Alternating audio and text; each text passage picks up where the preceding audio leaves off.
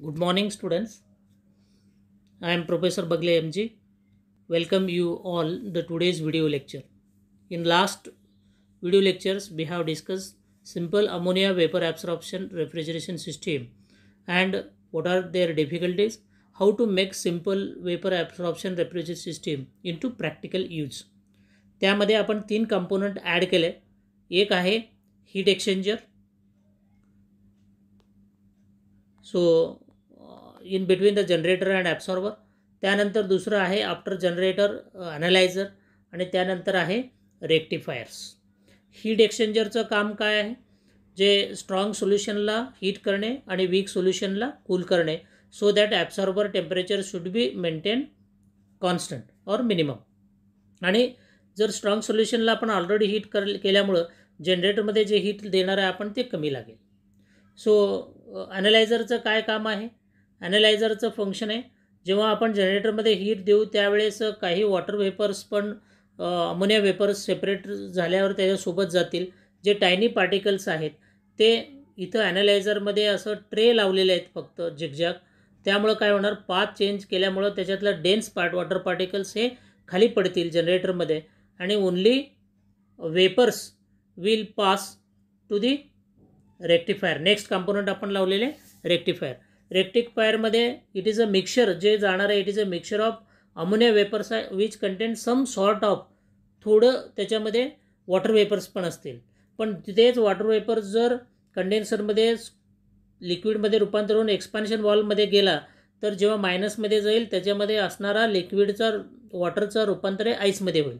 मग इथं line choke up होईल. हे डिफिकल्टी करण्यासाठी जे अमोनिया वेपर्समध्ये वॉटर वेपर्स आहेत ते सेपरेट केलं गेलं. मग ते अमोनिया वेपर्स आणि वॉटर वेपर्सला थंड केलं गेलं with the help of cooling coil, so that the water vapours contain in ammonia vapours are gets condensed and it is taken return. आणि इथं पुढं जाणारा only ammonia vapours which does not contain any water vapours, म्हणून त्याला अनहायड्रेटेड ammonia vapours म्हणतात.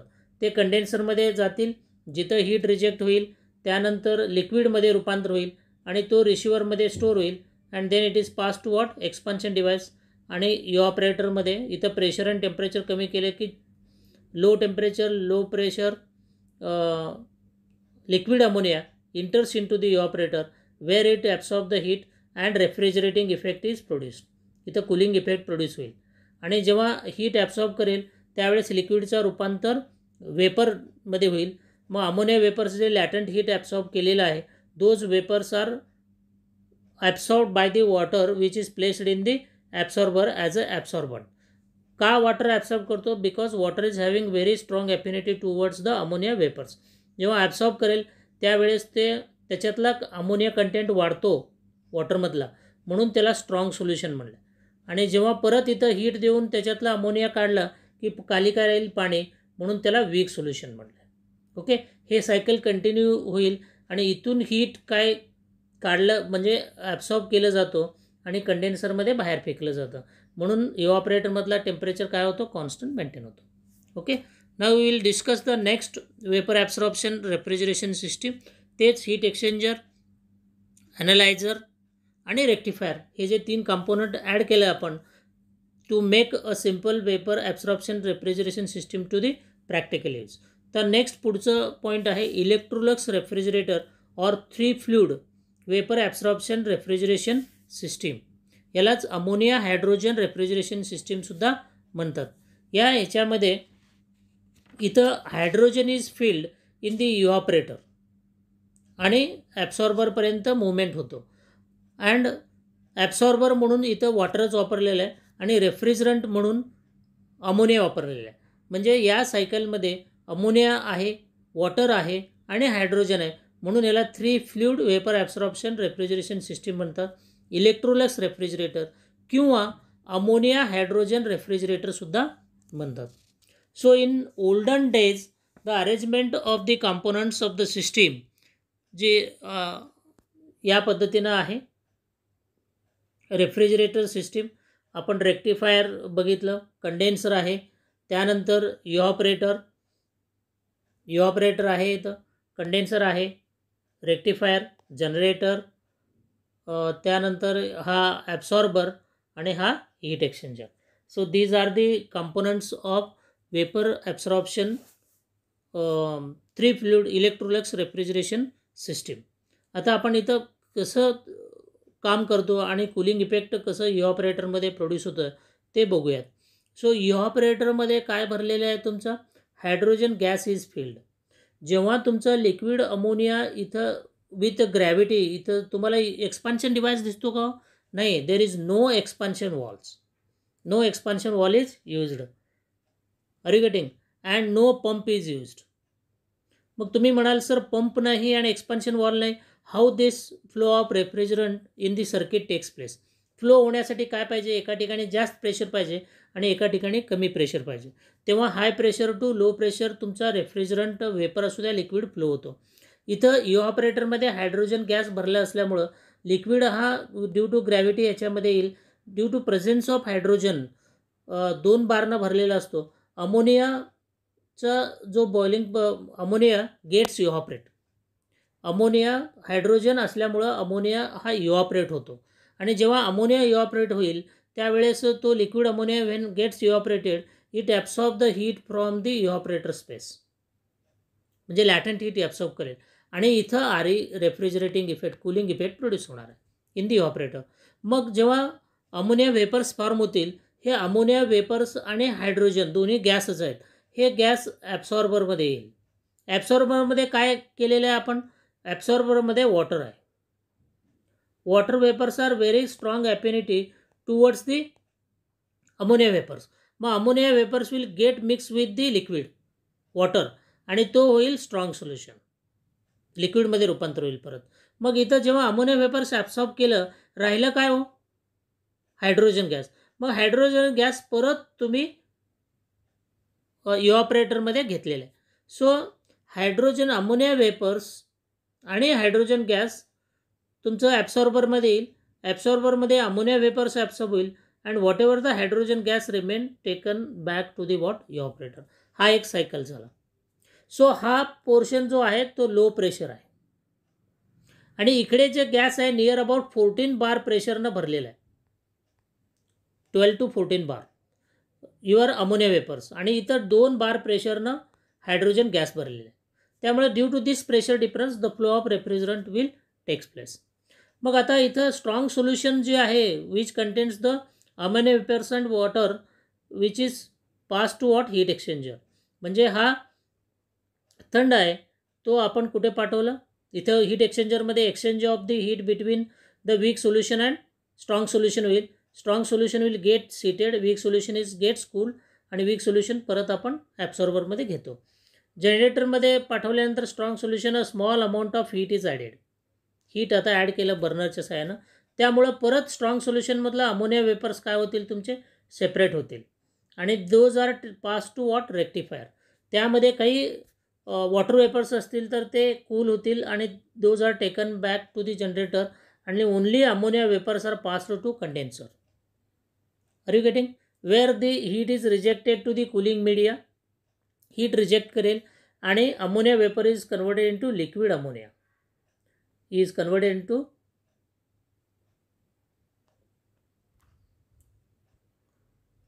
So it is converted into, इथं जे बाहेर येणार आहे तो काय असणार आहे, लिक्विड NH3. NH3 म्हणजे काय, ammonia. So it is liquid ammonia which is pass to what evaporator. जेव्हा ग्रॅव्हिटीनं तो आत जाईल, इथं प्रेझेन्स ऑफ हायड्रोजन असल्यामुळं पार्सल प्रेशर ऑफ अमोनिया पण 2 बारला डाऊन होतो. त्यामुळं डाऊन झाल्यामुळं इमिडिएटली लिक्विडचं अमोनियाचं वेपरमध्ये रूपांतर होतं आणि लिक्विडचं वेपरमध्ये रूपांतर होत असताना it absorb the latent heat. तेव्हा ते लॅटंट हीट ॲब्सॉर्ब करतो इव्हॉपरेटरमधून आणि इव्हॉपरेट होतो अमोनिया आणि अमोनिया वेपर्स आर फॉर्म. मग जेव्हा त्या हीट ॲब्सॉर्ब केल्यामुळे इथं रेफ्रिजरेटिंग इफेक्ट प्रोड्यूस होतं. परत ammonia vapours and hydrogens are absorb by the absorbent which is placed in the absorber. मग ही सायकल रिपीट होतो. अशा प्रकारे तुमचं 3 fluid vapour absorption refrigeration system works. So what is this advantages? This is the advantage of Electrolux refrigerator is that it has no moving parts. कुठलेही moving parts आहेत का इथं, no pump is there, no reciprocating compressor is there, no valves are there. So that it is quite in operation. As the can you see anywhere the electricity is required? No electricity is available. As compressor or pump is required, is not required, it is very quite in operation. So this is used in earlier olden days where electricity is not available for the producing cooling effect. Okay, this is the 3 fluid vapor absorption refrigeration system. So त्यानंतर पुढचं आहे आपला lithium bromide absorption refrigeration system. Lithium bromide absorption refrigeration system. इथं lithium bromide is used as a absorber आणि water is used as a refrigerant. Okay, it consist of conventional components of vapour absorption system like absorber, generator, heat exchanger, condenser and evaporator. In evaporator, refrigerant water evaporates absorbing latent heat from the water to be chilled. म्हणजे इथं chilled water produce होतो. The water vapors are drawn in absorber. In absorber, weak solution of lithium bromide is spread, which absorb water vapors and gets converted into strong solution. To increase the affinity for water vapors, cooling coil is placed in absorber. Strong solution of lithium bromide is pumped to generator through heat exchanger. इथं आपण फिगरमध्ये याचं explanation लिहिलं आहे मी working. So फिगरमध्ये तुम्ही बघू शकता 2 component आहेत, एक हाय प्रेशर आणि एक लो प्रेशर. जे हाय प्रेशर कंपोनंट्स आहेत, पंपनं आपण इथं प्रेशर वाढवलेलं आहे, इथं पंप वापरलेला आहे आपण, तुम्हाला दिसतं pump. So here there is an pump. So due to pumping of this solution, so the pressure is what increases. आणि हाय प्रेशर कंपोनंट्स जे आहेत ते आपण कुठं ठेवलेलं आहे? So that we have kept in the generator. एक कंटेनरमध्ये बॉक्समध्ये ठेवलं आहे, कंबाईन केलं आहे जनरेटर अँड कंडेन्सर. आणि लो प्रेशर पार्ट्स जे आहेत ते आहे ॲब्सॉर्बर आणि इव्हॅपोरेटर.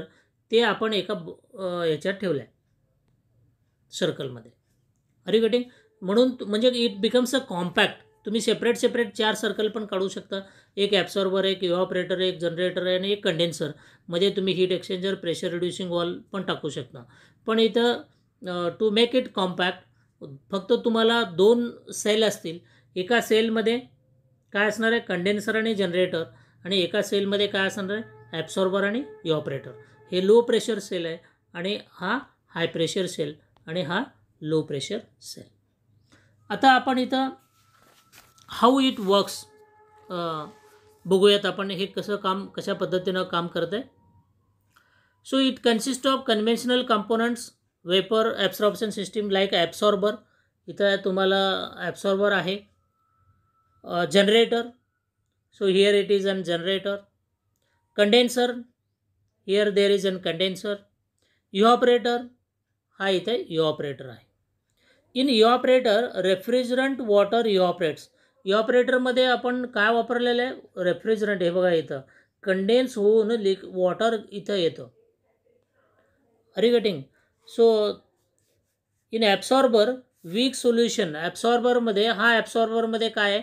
लिथियम ब्रोमाइड आहे. म्हणजे lithium bromide is used as a absorbent and water is used as a refrigerant. Okay, म्हणून हे -0 डिग्री सेल्सिअसपेक्षा खाली प्रोड्यूस करू शकत नाही आपण. So here water evaporates. In evaporator, refrigerant water evaporates, absorbing latent heat from the water to be chilled. The water vapors are drawn in absorber. In absorber, weak solution of lithium bromide is spread, which absorb water vapor and gets converted into strong solution. To increase affinity of water vapor, cooling coil is placed in the absorber. ॲब्सॉर्बरमध्ये एक cooling coil दिलेला आहे. जे cooling water आहे ते पंपच्या साहाय्यानं पहिल्यांदा ॲब्सॉर्बरमध्ये जाईल.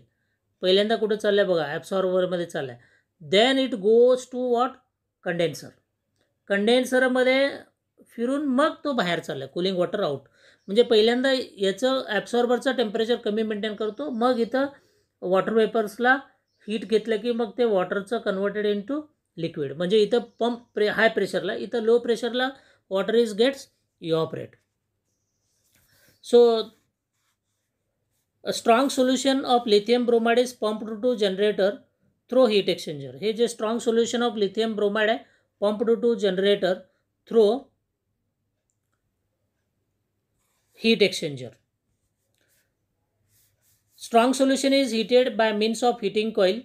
इथं heating coil तुम्हाला दिलेला आहे. So you can see here the heating coil in the generator where a small amount of heat is added to that, so that the water vapors from the lithium bromide gets released. By releasing water vapors in strong solution, lithium bromide solution converts into weak solution.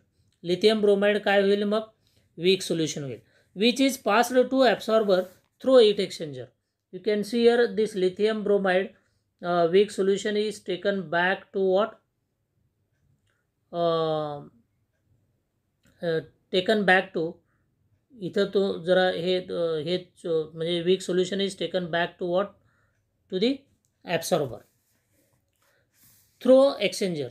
The generated water vapors from generator is further passed through condenser. जे water vapors generate होतात ते condenser मध्ये जातील, where it is condensed by condensing cooling water externally. जे हे water आहे तो externally तो condense करेल आणि तो water गरम होऊन बाहेर जाईल. The condensed water refrigerant is passed to evaporator to compensate the refrigerant evaporated in evaporator, and cycle is completed. The system, though looks complex, is relatively simple. It can be further simplified by placing absorber and evaporator in common lower cell. म्हणजे simple केलेलं एक lower सेलमध्ये combine केलं आहे, which operates at low pressure, and generator and condenser can be placed in common upper cell which operated at high pressure. This type of arrangement is known as two cell system, and the units of two cell type systems are available from 100 to 700 ton capacity. Generally this lithium bromide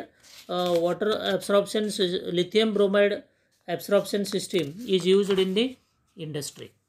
Okay, so this is the function of how the lithium bromide vapor absorption refrigeration system works. जे chilled water तुमचं इथं तयार होईल इव्हॉपरेटरमध्ये so इव्हॉपरेटरमध्ये आत high temperature water चाललं आहे, coil आहे तिथं, आणि लो टेम्परेचर बाहेर येऊ. दिस लो टेम्परेचर वॉटर तुम्ही कुलिंगसाठी केमिकल इंडस्ट्रीमध्ये म्हणा किंवा एअर कंडिशनिंग सिस्टीममध्ये, सो हा याच्यातून जो चिल्ड वॉटर आहे मग हवेला थंड करेल आणि थंड हवा तुम्ही ए सीसाठी वापरा, परत ती आतमध्ये येणार. मग ह्याच्यातली हीट काय होणार, हे वॉटर जे लिक्विड इकडे वॉटर येऊ लागला तो होईल, तो इव्हॉपरेट होईल. मग वेपर्स काय होणार, ॲब्सॉर्बरमध्ये जो लिथियम ब्रोमाइड आहे ते ॲब्सॉर्ब करेल, मग हे स्ट्रॉंग सोल्युशन पंप करेल इकडं, मग वीक सोल्युशन मग परत इकडे घेईल. This cycle go on continue. Okay, so this is overall about the vapor absorption refrigeration systems, in which we have seen the simple vapor absorption, practical vapor absorption, then 3 fluid or electrolux refrigeration, and lithium bromide vapor absorption systems.